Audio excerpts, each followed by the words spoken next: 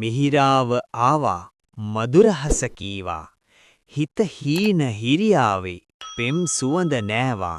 සින්දුවක් කියමින් සුලන් පහසක සිසිල විඳ ගනිමින් තම හොන්ඩා CRV එකෙන් ගමනක් යමින් සිටි නිමිට්ට කිතුල්ගල ප්‍රදේශයේදී කාන්තාවක් කළ කෑගැසීමක් ඇසුණි. ක්ෂණිකව ශබ්දයේ පැමිණි දෙසට කළ නිමිත් අදාළ නිවස ඉදිරිපිට තම වාහනය නවත්වා නිවස ළඟට ගියේය.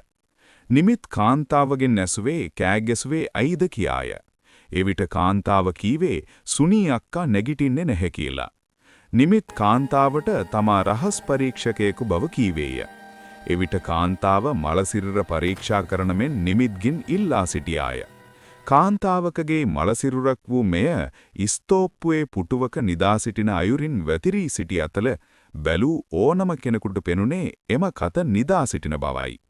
මෙතනට SI අසේලට එන්න කියලා නිමිත් දුරකථන ඇමතුමක් දුන්නේය. පැය 3ක් යාමටත් පෙර අසේල ඇතුළු පොලිස් කණ්ඩායමක් එම නිවසට ආවේය. ඉන්පසු නිමිත් හා අසේල කෑගැසීම කළ කාන්තාවගෙන් සම්පූර්ණ විස්තරය අසා දැනගත්තා. අනේ මිස්ටර් නිමිත් මම ඔයා ගැන YouTube එකෙන් දැකලා තියෙනවා. බලන්නකෝ උන දෙය. මම විමලා සූර්යසේන. මට අවුරුදු 52ක් වෙනවා. මම ගෙදර ඉන්නේ මගේ පුතා එක්ක. එයා එද්දි නම් රෑ 10 විතර වෙනවා. ඒ නිසා මම දවල් වරුවෙම ඉන්නේ නිකන්. අර මැරිලා හිටිය සුනීලා සූර්යාරච්චි අපි එයාට කියන්නේ සුනී කියලා. එයාට අවුරුදු 75ක් වෙනවා. එයා ඉන්නේ එයාගේ සේවිකාව එක්ක. මේ දවස්වල ඒ සේවිකාව එයාගේ ගමේ ගිහිල්ලා. මේ දවස් ටිකේ සුනී ඉන්නේ තනියම.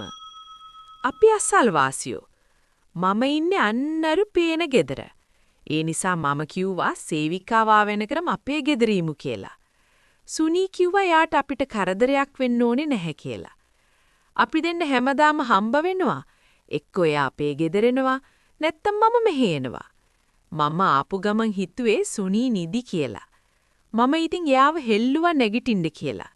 එතකොට මට දැනුණා සුනීගේ අත ගොඩක් සීතලයි කියලා. එතකොට මට ඉබේම කෑ ගැසුණා. ඒක ඇහිලා තමයි මේ මහත්තයා දුවගෙන එවිත් ඉන්නේ මම හිතන්නේ. ඔයාට මේ සිද්ධිය ගැන කවුරු හරි සැකයිද? ඔයා දන්න කවුරු හරි මෙයාත් එක්ක තරහයිද? සුනීක තරහින් හිටියේ එකම එක්කෙනයි ඒ මගේ ලොකු පුතා. ලොකු පුතා විවාහ වෙලා වෙනම නිවසක ඉන්නේ. මාත් එක්ක ඉන්නේ පොඩි පුතා. මගේ ලොකු පුතා කිව්වේ සුනී මහ කපටි අම්මණ්ඩි කෙනෙක් කියලා.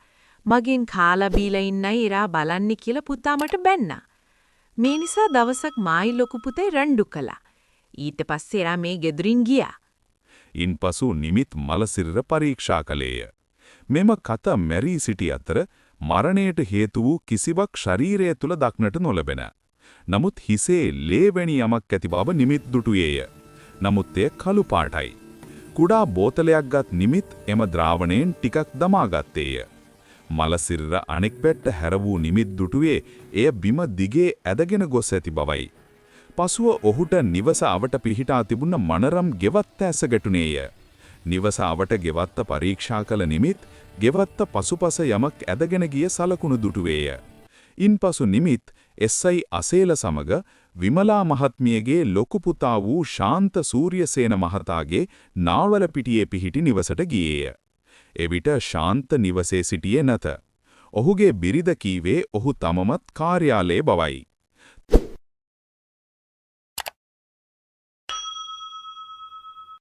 තවත් මිනිත්තු 15කට පමණ පසු ශාන්ත නිවසට පැමිණියේය. එවිට මේ පිළිබඳ නිමිත් ශාන්තගෙන් ඇසුවේය. එවිට ශාන්ත කිව්වේ මම ඒ වෙලාවෙත් හිටියේ කාර්යාලයේ. අද මමයි මගේ බිරිඳයි පොඩි ෆිල්ම් එකක් බලන්න යන්නයි හිටියේ. ඒකයි මම අද කලින් ආවේ. අපෝ ඒ සුනී කියන එක්කෙනා මට බියෙන්න බෑ. ඒ මොකද එයා අපේ අම්මට කියලා ඔක්කොම දේවල් කරගන්න හදනවා. මේ ළඟදි මමයි අම්මයි ඔය ගැන රණ්ඩු කළා. ඊට පස්සේ මම මගේ බිරිඳත් එක්ක මේ ගෙදර පදිංචියට ආවා. මම දන්නවා නිමිත් මහත්තයා. මම විතරයි ඔය සුනීට කට්ටේ ඉස්සරහා බැනලා තියෙන එක්කෙනා. ඒ නිසා ඔයාලා මාව සැක කරන එකේ පුදුමෙකුත් නැහැ. හැබැයි මම ඔය වගේ අපරාධයක් කරන්න තරම් දරුණු මිනිහෙක් නෙමෙයි. මම ඇත්තටම ගියේ බැංකුවට තමයි. ඔයා ඒක විශ්වාස කරනවා නම් කරන්න. මගේ account එකේ සල්ලි 69000ක් තිබුණා ගිය සතිය බලද්දි. ඒ වුණාට ඊයේ බලද්දි තිබුණේ 59000ක් විතරයි. 10000ක් අඩුයි. ඉතින් ඊට පස්සේ මම ගියා බැංක් මැනේජර්ව මීට් වෙන්න. ඊට පස්සේ ඒක නිවැරදි කරගන්න තවත් පැය භාගයක් විතර ගියා. ඉන්පසු නිමිත් ඇසුවේ ඔහුගේ කාර්යාලය කුමක්ද කියාය. එවිට ශාන්ත කිව්වේ තමා රැකියාව කරන්නේ නාවලපිටිය ෆික්ස්ලර් නම් ආයතනයේ බවයි. එම කාරණය තහවුරු කර ගැනීමට නිමිත් එම කාර්යාලයට ගියේ. කාර්යාල ප්‍රධානියා කීවේ ඔහු උදෑසනින්ම පැමිණ ඔහුට කලින් යාමට අවශ්‍ය බව පැවසිය. මම ඒකට අනුමැතිය දුන්නා. හැබැයි එයා 11ට විතර බැංකුවට යනවා කියලා ගියා. හැබැයි එයා ආපහු ආවේ පැය 2කට විතර පස්සේ. මම ඒ ගැන අහන්න ගියේ නැහැ. ඒ මොකද එයා වෙනදටම හරියටම වෙලාවටම වැඩ කරන කෙනෙක් බවය. එවිට නිමිත්ත මතක් වුණේ තමාට කාන්තාවක් කළ කෑගැසීමක් 11:35 නේද කියාය. ඉන්පසු නිමිත් විමලා මහත්මියගේ නිවසට ගොස් සුනීලාට සිටින නෑදෑයින් ගැන ඇසුවේය. එවිට විමලා කීවේ සුනීට කිසි නෑදෑයෙකු හෝ මිත්‍රයෙකු හෝ සිටින බවක් තමා අසා නැති බවයි. ඉන්පසු නිමිත් ඇසුවේ සුනීසිය අන්තිම කැමැතිපත්‍රයේ ලියා අවසන්ද බවයි. ඊට විමලා කීවේ සුනීට කුරුඳුගහ හැතැක්ම ප්‍රදේශයේ කුරුඳු අක්කර 130ක් තියෙනවා කියාය. එයා අන්තිම කැමැතිපත්‍රයෙන් සියලු දේපල තමාට ලියූ බව සුනී තමාට කියා ඇති බවත් විමලා කීවාය. කවදාද එම අන්තිම කැමැතිපත්‍රයේ ලිව්වේ යයි නිමිත් ඉන්පසු ඇසුවේය. එවිට විමලා කීවේ එය ලියූ බව තමා ඊයේ සවස දැනගත් බවයි. ඉන්පසු කිතුල්ගල ලේක් හොටෙල් එකට ගිය නිමිත් තම රාත්‍රී ආහාරය ගැන සුනීගේ ඔළුවේ තිබී බෝතලයකට දමාගත් ද්‍රාවණය නවීන උපකරණයකින් පරීක්ෂා කළේය. එහිදී ලැබෙනු සංයුතිය බ්ලඩ් ප්ලස් හා කළුපාට ඩයි වර්ගයක මිශ්‍රණය බව ඔහු නිගමනය කළේය. පසුදින සුනීලාගේ වත්තේද විමලාගේ වත්තේද අඩිසලකුණු පරීක්ෂණය කිරීමට සුනීලාගේ නිවසට ගියේ විමලාටවත් නොකියා. අඩිසලකුණු පරීක්ෂා කළ නිමිත් දුටුවේ සුනී විමලාගේ නිවසට ගිය අඩිසලකුණු තිබුණද ආපසු සුනී තම නිවසට ආව අඩිසලකුණු නොමැති බවයි. ඒ වෙනුවට එතන තිබුණේ අවුරුදු 5ක වයසේටි දරුවෙක් යමක් ඇදගෙන ආව බවට තිබුණු සලකුණුවේය. සුනීගේ නිවස පරීක්ෂණය කිරීමට යොදා සිටි පොලිස් නිලධාරියා නිමිත්ත හඳුනාගෙන නිමිත්ත නිවස තුලට යාමට ඉඩ දුන්නේය. මුළු නිවසම සෝදිසි කළ නිමිත්ත හමු වුණේ අති විශාල පෝර බෑග් එකකි. ඒ පෝර බෑග් දෙකක් මසා සාදා ලද්දක් බව නිමිත් නිගමනය කළේය. මේ තුලට සුනීගේ මලසිරිර පහසුවෙන් ඇතුළත් කළ හැකි බව නිමිත් දුටුවේය. ඉන්පසු නිමිත් ශාන්තගේ නිවසට ගොස් මෙසේ ඇසුවේය. ශාන්ත, ඔයා බැංකුවට යනවා කියලා කොහෙද ගියේ? එවිට ශාන්ත කිව්වේ ඔයාට මාව විශ්වාස නැත්තම් බැංක් එකේ CCTV බලන්න නිමිත් මහත්තයා. බැංකුව එකේ CCTV බලන්න ගිය නිමිත් දුටුවේ ශාන්ත පැවසූ සියල්ල ඇත්ත බවයි.